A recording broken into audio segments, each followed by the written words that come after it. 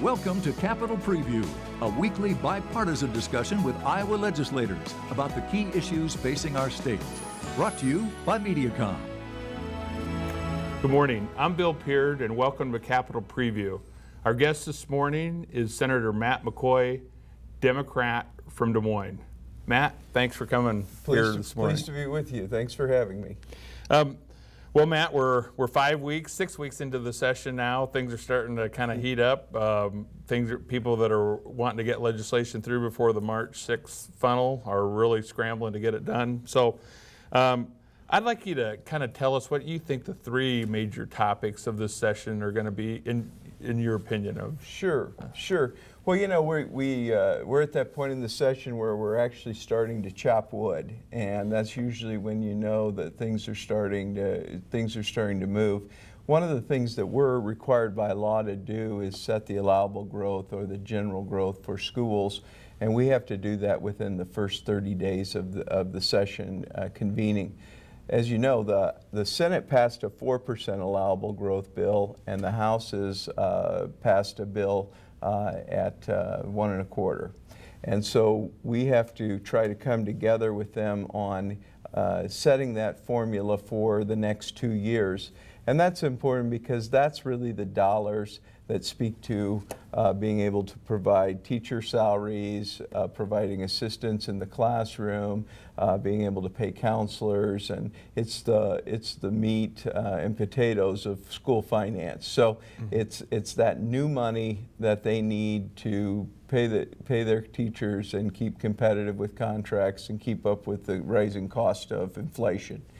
And so we're hoping that we'll have a breakthrough on that. I know reasonable minds are trying to figure out how to get the Senate, what we call the Education Committee, the ed heads in the Senate with the House education folks, and try to come up with a compromise that I think everyone can live with, and I think they'll do that. I'm sure it's not an easy task. Education seems to be a huge hot potato down there at the legislature. Right, and you know, everybody's an expert because everybody's either attended school in Iowa or they have children that have attended school in Iowa. So we have a lot of experts down there. Yep. The other item that I think we'll be working on this session is trying to determine how to resolve this fuel tax increase. And as most Iowans know, it's been stated over and over, we have about a $215 million structural deficit within the program.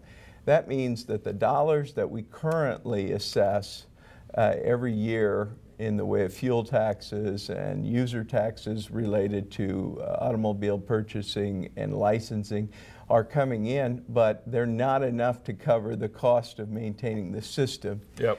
And Iowa has many challenges. One of our biggest challenges is farm to market roads, and we have so many bridges in rural Iowa. And so when people look at why can't you, one of the calls I get the most from folks is, why can't you guys better prioritize your spending? But what a lot of people don't realize is that money that currently goes into the program is constitutionally protected. So that means legislators can't put their sticky hands on it and dole it out to their own programs. It stays strictly in that road fund for infrastructure, and that's the way the program has been run. DOT has operated very efficiently, and they've run status quo budgets for the last decade. No new employees. They're very efficient. They've done enormous amounts of efficiency studies, and the governor continually challenges them to come up with new ways of trying to save dollars for taxpayers. So I really believe that we're at the point in time, we haven't raised the gas tax since 1989, and yet we know we've had a tripling in most costs related to steel and asphalt and concrete. So we know we've got to do this. And so I'm working with my colleagues, Democrats and Republicans, to try to get a compromise out, and that will be obviously one of the major focuses of the session. So that's no small feat. No. To be able to take a budget for that long a period of time and work within it, Right. with things growing, the costs raising, and Right. What do you think the environment is down there with your colleagues? The passing of the gas tax this session. Well, I think that I think there is general understanding among people that have worked in the transportation areas that we've got this deficit and we've got to address it, and it's not getting any cheaper. And when you bring Farm Bureau in, who's a real tax watchdog, and they're Right. supportive, and the Iowa Bankers Association and the League of Cities and all of their folks, yeah. And so I think there's general agreement that it's time, it needs to be done. But I am hearing privately that Republicans in the House are struggling with the votes. I'm hearing Republicans in the Senate are struggling with the votes. I think Democrats in both chambers have a majority to pass this. So we're going to wait and see what the House does. Sure. We're going to allow Craig Paulson with his large majority to lead on this issue, and we'll be keeping an eye on that issue this session as things move along. So what else, Senator, is kind of a hot potato down there this year? Well, we've got a variety of issues that are moving this session, and some of the issues are really just we're rolling them out in an effort to try to elicit discussion. One of the things that I'm working on is a habitual violators bill for victims of domestic abuse. And so that means a person who's had their third offense as it relates to a crime against a person, where I physically put my hands or beat you or did something so egregious to you, kicked you, hurt you, that on the third time that I do that, then I know I'm going to go to prison, and I know I'm going to serve at least 85% of my sentence. Currently, Iowa has what's called a good time policy. That means if you've fulfilled your requirements as an inmate in prison, and you've shown up for your counseling, and you've gone to work, and you've not had discipline issues, that you get out early, sometimes as much as 50% early. And so there's a young lady by the name of Tiffany Allison who lives in my district, and she was the fourth victim of a very violent, abusive relationship that ended in just a disastrous situation: kicked, punched, beat, knocked unconscious, bitten. Those were the things that happened to her, and she was shocked to learn after her ex-domestic partner was sentenced to 5 years that he was out in 18 months.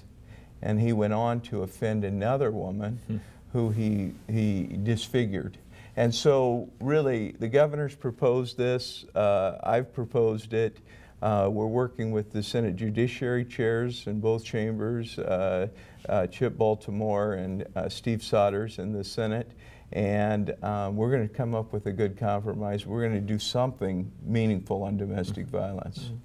Senator, do you think it would serve as a deterrent, this bill, then, or is it more of a punishment thing, or is it a combination? I always say no. On this one, these are individuals who are really serial abusers, and they're dangerous, and they belong behind bars. And obviously, I think we want to put them away for as long as we can put them away.